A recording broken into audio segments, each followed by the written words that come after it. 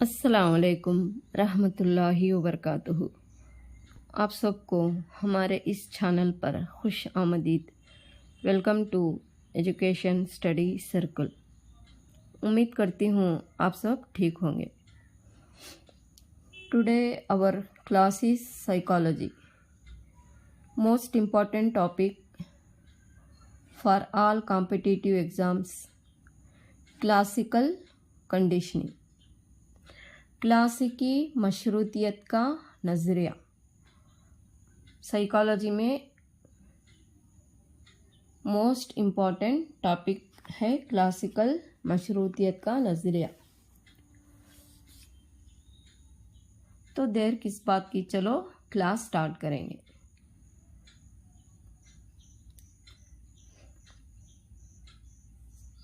इस नज़रिए को पेश करने वाले इवान पावलोव, जो रूस के रहने वाले हैं।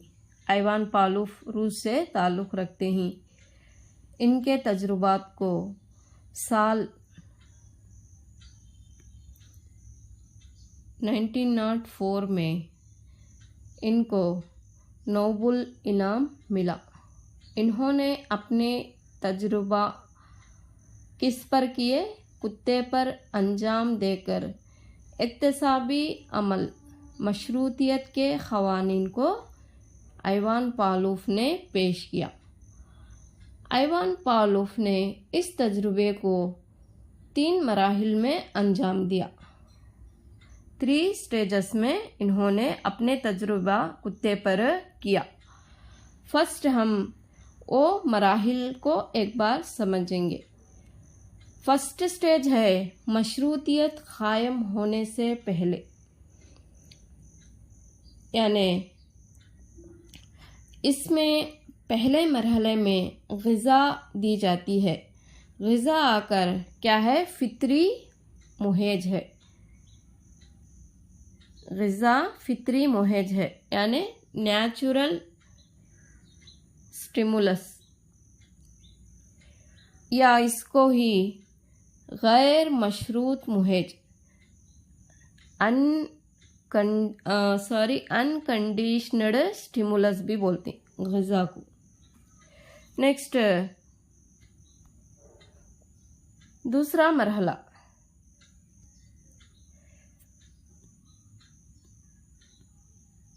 दूसरे मरहले में मशरूतियत कायम होने के दौरान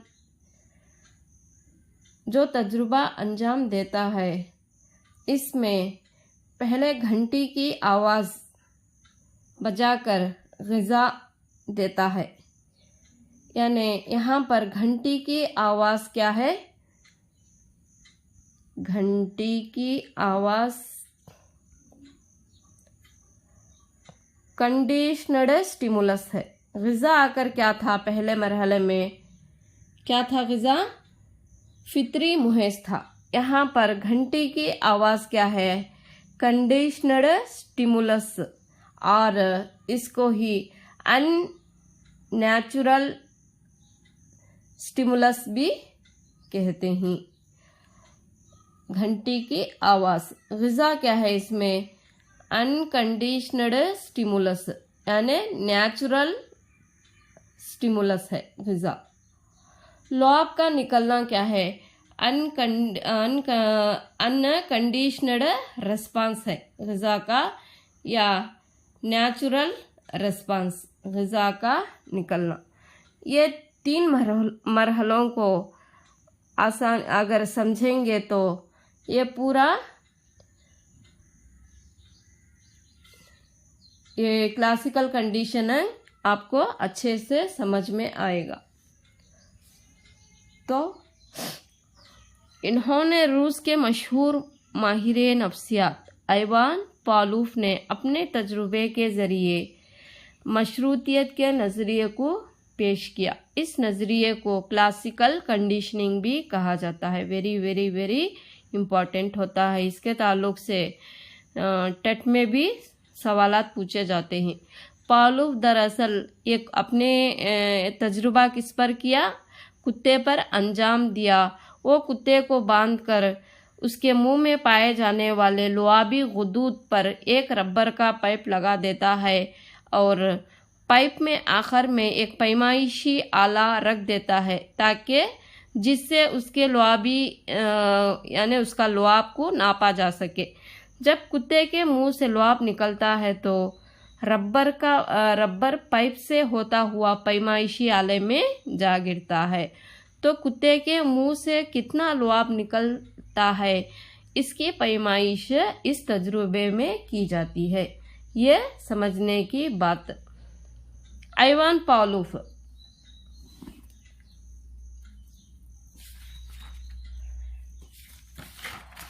हम अब तजुर्बे के बारे में देखेंगे। ऊपर की तस्वीर में बताए गए तरीके पर आइवान पावलोव एक भूखे कुत्ते को लेकर उस पर एक्सपेरिमेंट्स करता है, यानी अपने तजुर्बागाह में मखसूस तौर पर तैयार किए गए आलात की मदद से बांध देता है।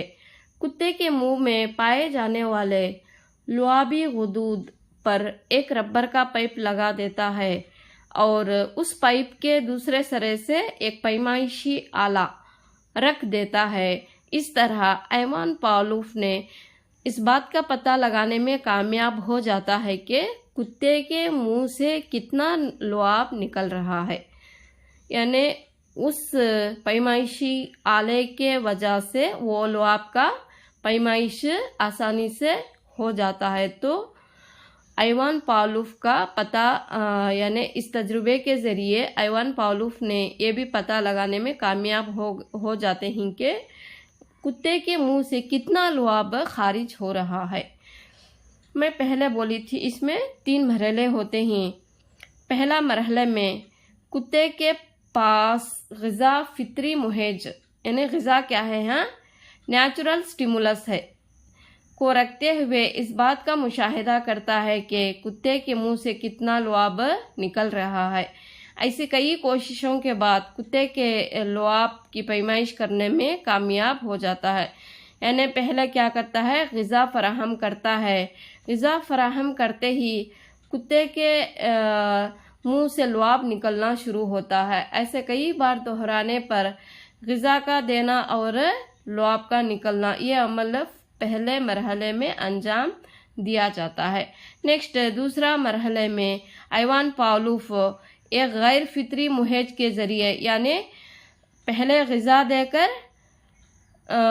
देता था और लुआब का निकलता था। यहाँ पर दूसरे मरहले में क्या करता है, आइवान पावलोव एक गैर फितरी यानी अनकंडीशनड स्टिमुलस के ज़रिए यानी यहाँ पर घंटी की आवाज़ बजाते हुए फौरी कुत्ते के सामने ग़िज़ा को रख देता है। घंटी बजाता है, फिर ग़िज़ा को रखता है और उसका मुशाहिदा करता है कि कुत्ते के मुंह से लुआब किस तरह निकल रहा है। इस तरह कई बार घंटी बजाना और ग़िज़ा का देना और कुत्ते को ग़िज़ा फराहम करने वाले लुआब को यानी कुत्ते को ग़िज़ा फराहम करते हुए पावलोव ने कुत्ते का लुआब को मुशाहिदा करता है। ये दूसरा मरहला है। इसमें इम्पॉर्टेंट चीज़ यही है, ये 3 समझ गए तो सारा वो जो थ्योरी है अच्छे से समझ में आ जाएगी। नेक्स्ट तीसरा मरहला, घंटी की आवाज़ पर कुत्ते के मुंह से लुआब निकलना शुरू होता है। इस तरह पावलोव ने मुशाहिदा किया कि कुत्ता सिर्फ घंटी की आवाज़ सुनकर ही अपने मुंह से लुआब निकालना शुरू कर देता है। यानी तीसरे मरहले में घंटी की आवाज़ से लुआब का निकलना शुरू हो जाता है। यहाँ पर घंटी की आवाज़ क्या है, मशरूत मुहेज है, यानी मशरूत बनाया हुआ कंडीशनड स्टिमुलस है। मशरूत उसका रिस्पांस भी कैसा आता है, कंडीशनड ही चाहता है, कंडीशनड रिस्पांस आता है। दूसरे मरहले में फितरी मुहेज है तो रिस्पांस भी क्या आता है, फितरी रद्द अमली चाहता है, अनकंडीशनड रिस्पांस आता है।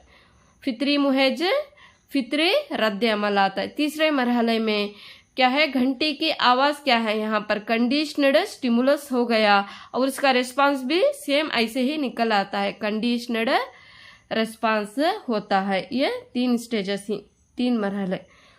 तीसरे मरहले में घंटे की आवाज पर ही कुत्ते के मुंह से लुआब का निकलना शुरू हो जाता है। इस तरह पावलोव ने मुशाहिदा किया कि कुत्ता सिर्फ घंटी की आवाज़ सुनकर ही अपने मुंह से लुआब निकालना शुरू कर देता है। यानी तजुर्बे में एक गैर फितरी मशरूत मुहेज घंटी की आवाज़ पैदा करने के लिए एक फितरी मुहेज, फितरी यानी नेचुरल से ग़िज़ा का इस्तेमाल करने के सबब गैर फितरी मुहेज यानी घंटी की आवाज़ तरतीबवार फितरी मुहेज ग़िज़ा में तब्दील हो जाता है। और पावलोव ने साबित किया कि फितरी रद्द-ए-अमल और लुआब का निकलने में एक यहाँ पर रिश्ता, एक बॉन्ड कायम हो जाता है। यानी पावलोव का ख्याल ये है कि फितरी मुहेज यानी नेचुरल स्टिमुलस पैदा होता है, इसलिए इसको मशरूतियत बराए मुहेज, एस टाइप कंडीशनिंग भी ये इम्पोर्टेंट, देखो इसको ही, इस थ्योरी को ही और एक नाम से भी जाना जाता है, वो आकर एस टाइप कंडीशनिंग थ्योरी भी इसको कहते हैं।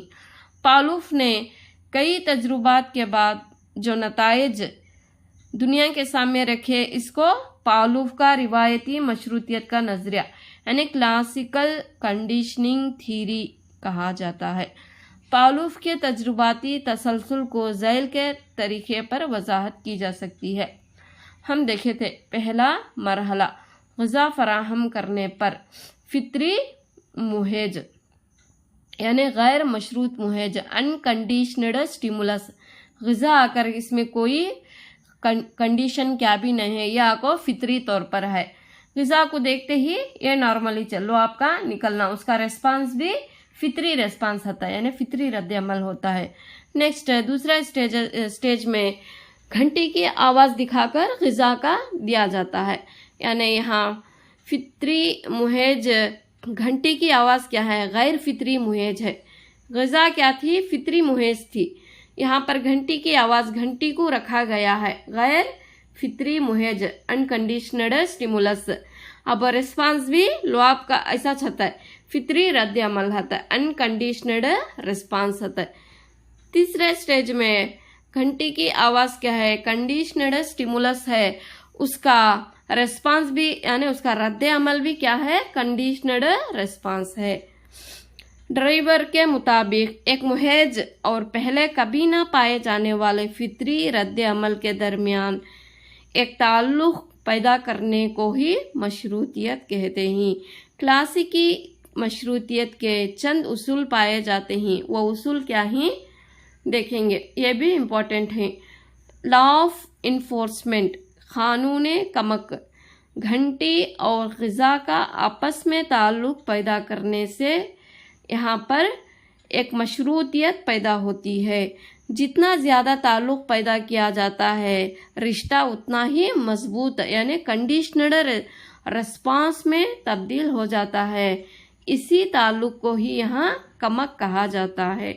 लॉ ऑफ इन्फोर्समेंट, कानून कमक। नेक्स्ट एक्सटिंक्शन यानी तोड़ना बोलती इसको, तौक़ीफ़। एक दफ़ा मशरूतियत के होने के बाद इस मशरूतियत को तौफ़ीक़ कहा जाता है। तौक़ीफ़ यानी घंटी मशरूत मुहेज बजाने के बाद ग़िज़ा गैर मशरूत मुहेज अगर घंटी बजाए, ग़िज़ा नहीं दिए, ऐसा ही बार बार दोहराने पर तरतीबवार घंटी बजाना, ग़िज़ा नहीं देना, घंटी बजाना, ग़िज़ा नहीं देना, ऐसा करने से उसका रिश्ता, उसका जो ताल्लुक़ हो क्या हो जाता है, टूट जाता है, एक्सटिंक्शन हो जाता है। इसको बोलते हैं एक्सटिंक्शन कहा जाता है। नेक्स्ट स्पॉन्टेनियस रिकवरी, फौरी बाज़याबी यानी तजुर्बाती तौर पर मशरूतियत में तौक़ीफ़ पैदा होता है।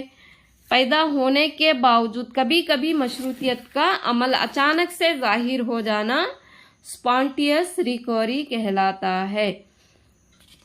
यानी कभी कभी अचानक से लुआब का खारिज हो जाना ही फौरी बाजियाबी कहा जाता है। इसको ही फौरी बाजियाबी कहते हैं।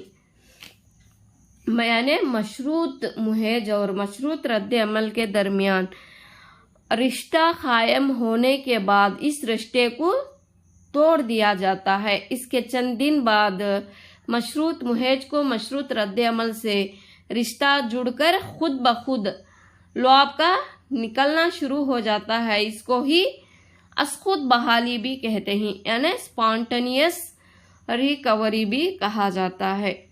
नेक्स्ट, जनरलाइजेशन, उमूमियत बोलती, तामीम या उमूमियत।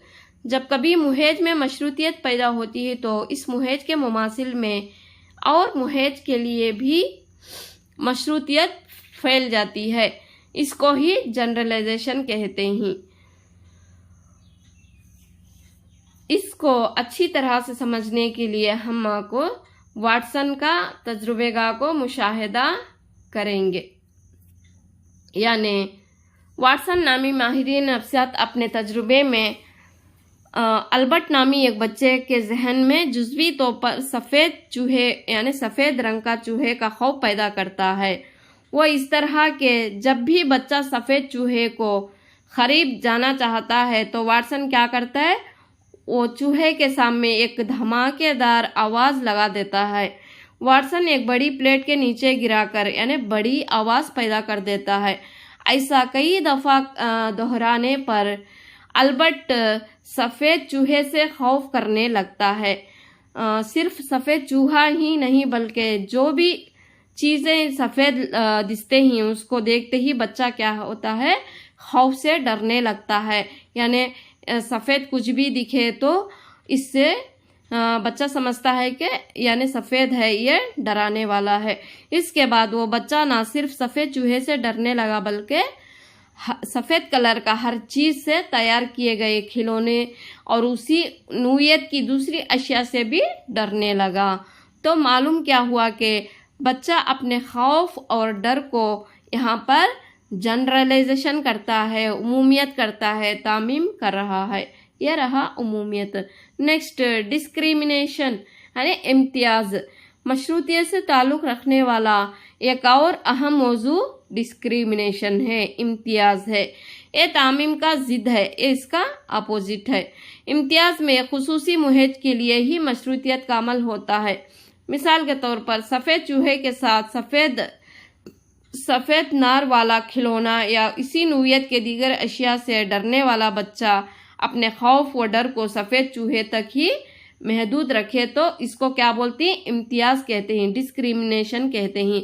यानी सफ़ेद चूहे से ही मुझे डर लगता है, सफ़ेद कलर के दूसरे और चीज़ों से डर नहीं लगता। अगर बच्चा ये समझे तो वो क्या हुआ, यहाँ डिस्क्रिमिनेशन, इम्तियाज़ करता है, डिस्क्रिमिनेशन करता है। तो ये हुआ discrimination. Next, higher order conditioning, आला दर्जे की मशरूतियत। पावलोव के मुताबिक मशरूतियत के कायम करने में इस्तेमाल किए गए मशरूत मुहेज को दूसरे मशरूतियत के तजुर्बात में गैर मशरूत मुहेज के तौर पर इस्तेमाल किया जा सकता है। आइए आला दर्जे की मशरूतियत से वाकिफ होंगे। पहले दर्जे की मशरूतियत में कायम होने के बाद घंटी की आवाज़ पर कुत्ते के मुंह से लुआब का निकलना। दूसरे मरहले में क्या करता है, बल्ब रोशन करना। यहाँ पर घंटी की आवाज़ के बदले बल्ब का रोशन करना, कुत्ते के मुंह से लुआब का निकलना। तीसरे मरहले में बल्ब का रोशन करना, कुत्ते के मुंह से लुआब का निकलना। सिर्फ घंटी की आवाज़ पर लुआब का खारिज होने का अमल मशरूती अमल। फिर घंटी की आवाज़ के साथ दूसरे अशिया यानी दूसरे चीज़ें भी जैसे बल्ब हो, हारन हो, रोशन करने को जोड़ने में सिर्फ बल्ब रोशन होते ही कुत्ता अपना लुआब खारिज करता है। इसको ही हम आला दर्जे की मशरूतियत, हायर ऑर्डर कंडीशनिंग भी कह सकते हैं। नेक्स्ट, ये इम्पॉर्टेंट है, क्लासिकल मशरूतियत, तालीमी इतलाक़। तालीम में इसका इतलाक़ कैसे किया जा सकता है। हुरूफ की शक्लों और सूतियात के दरमियान क्लासिकी मशरूतियत कायम करना। आदात के तसव्वुरात और उनकी शक्लों के दरमियान को मशरूतियत का कायम करना, अशिया के नाम और अशिया के दरमियान मशरूतियत कायम करते हुए बच्चे इक्तिसाब हासिल करेंगे। ट्रैफिक लाइट हो, ट्रैफिक उसूल हो, स्कूल की घंटी की तरह तलबा के किरदार भी मशरूतियत के ज़रिए ही फ़रोग़ पाते हैं।